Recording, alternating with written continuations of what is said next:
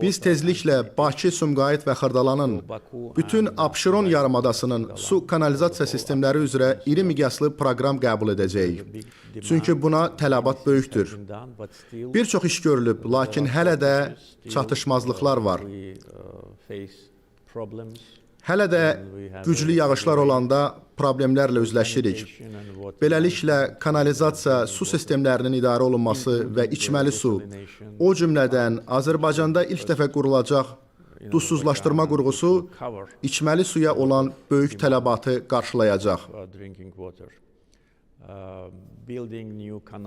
Kənd təsərrüfatını daha çox su ilə təmin etmək məqsədi ilə yeni kanalların tikintisi, həmçinin əlbəttə ki, Bakının nəqliyyat problemləri həll olunacaq.